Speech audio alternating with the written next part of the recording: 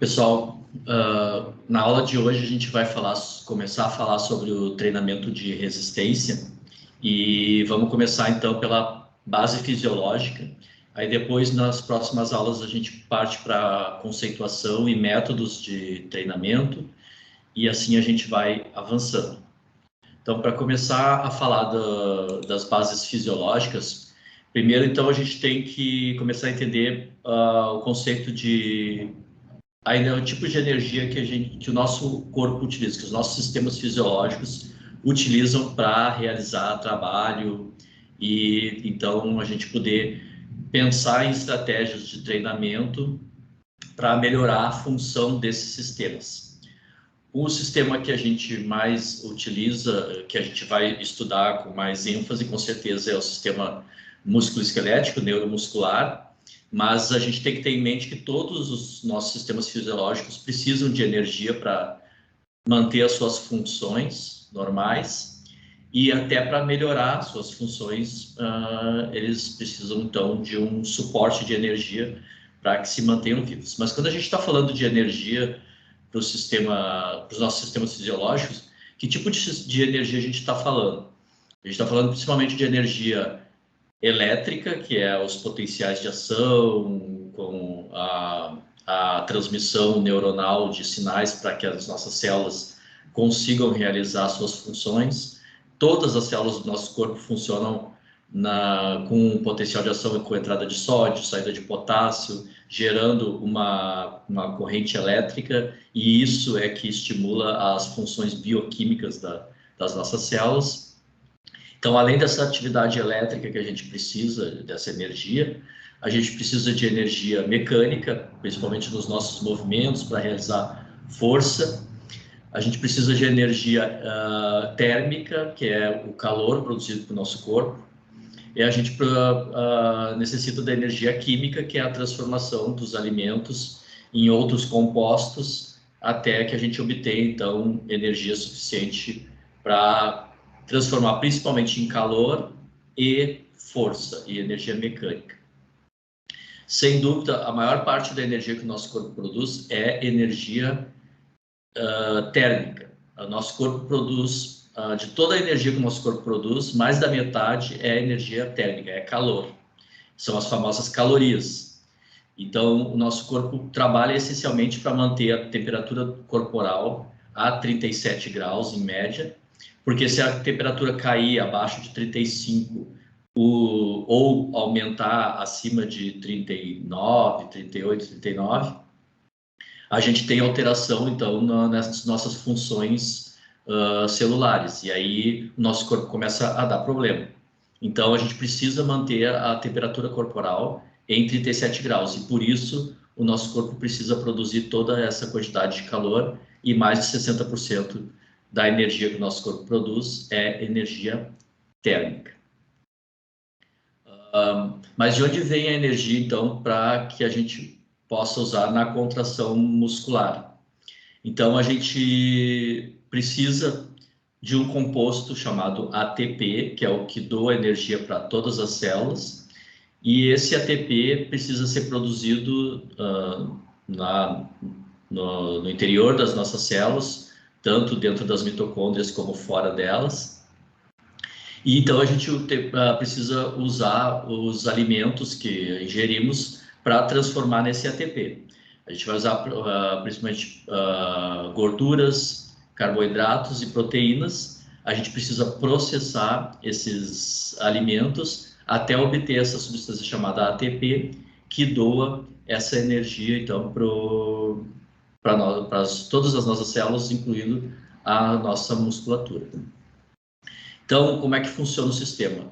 O Sol ele fornece a fonte principal de energia, ele vai fornecer energia através da fotossíntese para os vegetais. Os vegetais vão utilizar o CO2 que tem na atmosfera, a luz do Sol e a sua energia, tanto luminosa quanto energia térmica, vai ser processada junto com água. Então, a gente tem CO2, água e a energia luminosa, que vai ser então transformado em glicose. E aí os alimentos, os vegetais principalmente, vão estocar glicose na forma de carboidratos E com essa energia também os vegetais produzem as suas proteínas. Nós nos alimentamos desses vegetais ou nos alimentamos de animais que se alimentaram desses vegetais, e com isso a gente obtém então essa energia que estava lá no sol, que foi parar nos carboidratos e foi parar nas proteínas e foi parar na gordura dos animais, e a gente então se alimenta para obter essa energia e armazenar o que for preciso e usar essa energia para produzir calor, principalmente, e os outros tipos de energia que eu falei antes, para que o nosso sistema fique funcionando adequadamente. Então, os alimentos eles vão nos fornecer carboidrato, gordura e proteína, além de vários outros compostos que são importantes para o processo. Mas esses carboidratos, gorduras e proteínas têm que nos fornecer o ATP, que é a fonte de energia, então, para as nossas células musculares ou qualquer outra célula. Mas como é que a gente, então, transforma esses carboidratos, gorduras e proteínas em ATP? Então, a gente precisa saber dos sistemas energéticos, a produção do ATP através dos sistemas bioenergéticos. Ou seja, a gente tem sistemas que são chamados de anaeróbios e sistemas chamados de aeróbios. Dentro dos sistemas anaeróbios, a gente tem o sistema fosfagênio, ou ATP-CP, que utiliza a creatina como fonte principal de energia. Esse sistema contém creatina suficiente para fornecer energia quando ele é utilizado predominantemente em até 15 segundos. Então, todas as atividades em que a gente entra em fadiga em até 15 segundos, a gente utiliza predominantemente o sistema ATP-CP como fonte principal de energia. Quando a gente faz uma atividade com uma intensidade um pouco mais baixa, a gente vai usar, então, a glicólise anaeróbia, que então a fonte principal é a glicose, e nesse tipo de atividade, nessa intensidade, o indivíduo entra em fadiga em torno de 15 segundos até 1 minuto, mas ainda é uma intensidade muito alta. Quando a gente faz uma intensidade moderada a baixa, então a gente pode utilizar a glicólise também de forma aeróbia como predominante, e aí o indivíduo entra em fadiga entre 1 até 20 minutos. Ou a gente utiliza a gordura como fonte principal de energia na lipólise, quando o indivíduo entra em fadiga em mais de 20 minutos, em média. Ou então pode ser utilizado também em atividades de ultra longa duração, com mais de 4, 5, 6 horas de duração. Começa a se utilizar então a própria proteína muscular como fonte de energia, mas como um último recurso, porque os estoques dos outros componentes não dão conta, então acaba se utilizando a própria proteína muscular e degradando a proteína muscular para continuar fornecendo energia nesse tipo de atividade. Então esses são os sistemas que a gente tem para transformar carboidrato, gordura, proteína em ATP. Eu posso usar os carboidratos quebrando em glicose, eu posso utilizar a gordura quebrando em lipídios, ou posso utilizar a proteína quebrando em aminoácidos para que eu possa, então, transformar em ATP durante esse tipo de atividade. Então, aqui a gente tem que ter em mente também, quando a gente fala de treinamento físico, a ideia de rendimento energético. Então, se eu consigo fornecer pouco ATP por segundo, eu vou ter pouca energia por segundo e vou fazer uma intensidade baixa. Imaginem um indivíduo correndo e aí ele está fazendo, para ele, fazendo um trotezinho a 8 km por hora é uma intensidade baixa. Ele iria entrar em fadiga em mais de 20 minutos.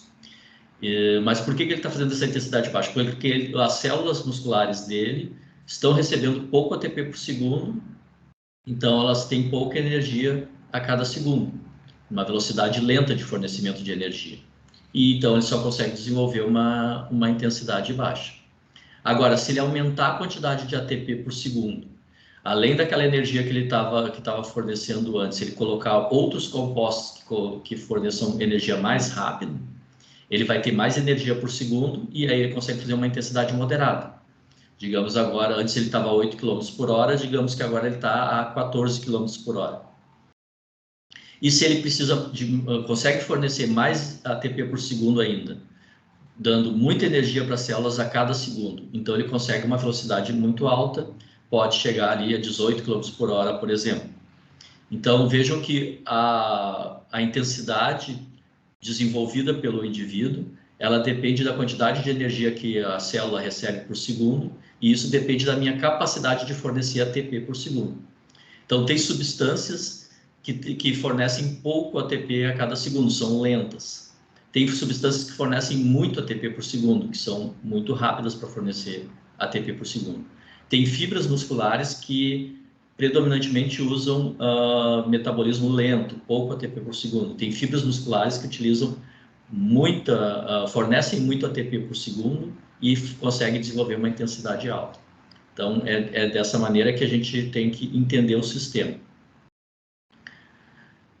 Se a gente for olhar para o metabolismo, comparar o metabolismo aeróbio com anaeróbio, o metabolismo aeróbio, que é o principal que a gente vai entender aqui no treinamento de intensidade, o treinamento de resistência. Eu tenho treinamento de resistência aeróbia e tenho treinamento de resistência anaeróbia, mas geralmente quando se fala de treinamento de resistência, está se referindo mais ao treinamento aeróbio, de longa duração. Eu posso fornecer ATP, então, dentro da mitocôndria, eu posso pegar aqueles compostos lá, gordura e glicose, e quebrando essas substâncias em partes menores, até chegar dentro da mitocôndria e produzir o ATP lá a partir dessas partes menores de glicose e de gordura. E aí, então, como eu estou fornecendo ATP lá dentro da mitocôndria e o oxigênio está sendo utilizado nesse processo, eu chamo esse metabolismo de aeróbio. Mas eu posso também produzir ATP fora da mitocôndria sem utilizar o oxigênio. E aí, então, eu vou utilizar principalmente os carboidratos, a glicose e a creatina fosfato e produzir esse ATP, como eu falei, fora da mitocôndria, sem utilizar o oxigênio, então eu chamo de processo anaeróbio. Vejam que eu não falei que existe oxigênio ou não existe oxigênio, que tem oxigênio ou não tem oxigênio, não é isso. O oxigênio está sempre lá dentro da mitocôndria, por isso que a gente está vivo. Então, quando o oxigênio participa do processo, que é dentro da mitocôndria que isso acontece, eu chamo de metabolismo aeróbio.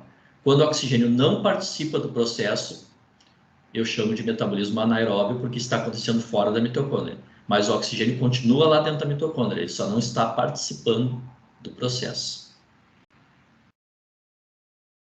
Vamos analisar alguns casos aqui para tentar entender na prática como é que funciona esse metabolismo. Então, aqui no número 1, vocês estão vendo o indivíduo A corre a 16 km por hora durante 10 segundos. E eu quero saber qual é o metabolismo predominante nessa corrida. Eu quero fazer uma análise para saber o que eu estou treinando, se ele correr a 16 km por hora durante 10 segundos. Com essas informações aqui, eu não tenho como saber qual é o metabolismo predominante. Por quê? Porque eu preciso saber o tempo de fadiga para que eu possa saber qual é a fonte energética principal. Como eu só falei que ele correu a 16 km por hora durante 10 segundos, mas não sei se ele cansou, se ele não conseguiu mais manter a velocidade de 16 km por hora. Então, pode ser que ele conseguisse continuar correndo a 16 km por hora por 2 horas. Então, eu não tenho como saber. Eu preciso saber não o tempo que foi realizado, mas qual seria o tempo de fadiga naquela velocidade. No caso do indivíduo da questão 2 aqui, indivíduo B corre a 18 km por hora durante 35 minutos. Eu também não sei o tempo de fadiga, não foi informado. Mas eu sei que ele já fez 35. E quando a gente olha na tabela aqui, quando o tempo de fadiga é maior do que 20 minutos, a gente tem certeza que o composto principal de fornecimento de energia é a gordura. Então, se ele já fez 35, com certeza ele cansa em mais de 20, porque mesmo que ele continue, ele já passou dos 20 minutos, então é certo que a fadiga dele a 18 km por hora seria em mais de 20 minutos. Então, eu tenho certeza que ele utilizou gordura desde o princípio. Outra coisa que não ocorre eu comecei a correr a uma determinada velocidade. Aí comecei usando creatina, acabou a creatina, eu comecei a usar glicose anaeróbia, aí passei para a glicólise aeróbica e depois dos 20 minutos comecei a usar gordura. Não. Se a intensidade é a mesma, a fonte energética predominante é a mesma. Então, se eu sei que eu vou cansar em mais de 20, eu usei gordura predominante desde o início. Se eu resolver parar em 10 segundos, eu reparei porque eu quis. Mas eu já estava usando gordura porque naquela velocidade eu sei que eu consigo passar dos 20.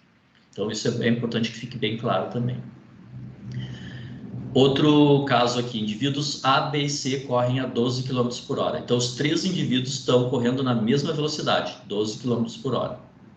O indivíduo 1, que seria o A, cansa em 10 segundos. Então, ele cansou em 10 segundos. Então, ele entrou em fadiga em 10 segundos. Então, se a fadiga é até 15 segundos, ele utiliza creatina fosfato como fonte predominante de energia. O indivíduo 2 cansa em 45 segundos. Então, ele cansou entre 15 e 1 minuto. Então, glicólise anaeróbica. O indivíduo 3 cansou em 16 minutos. Cansou entre 1 e 20 minutos, glicólise aeróbica. E o indivíduo 4 cansou em 40 minutos, então mais de 20 minutos utilizou gordura. Vejam, todos fizeram 12 km por hora, todos fizeram a mesma velocidade. Só, porém, que o tempo de fadiga é diferente para cada um. Se eu colocar todos a correr a 12 km por hora durante 10 segundos, o indivíduo 1 vai usar creatina, o indivíduo 2 vai usar glicólise anaeróbia, o indivíduo 3 aeróbia e o indivíduo 4 gordura. Todos fizeram a mesma velocidade e o mesmo tempo. Só que para um a intensidade é muito alta e ele cansa nesses 10 segundos. Para os outros eles vão cansariam em mais tempo. Então a gente, pelo tempo de fadiga, a gente sabe o que cada um está utilizando. Então, é o que acontece se todos correrem a 12 km por hora durante 10 segundos. Cada um vai utilizar uma fonte energética diferente, porque eu sei qual é o tempo de fadiga para essa velocidade para cada um desses indivíduos.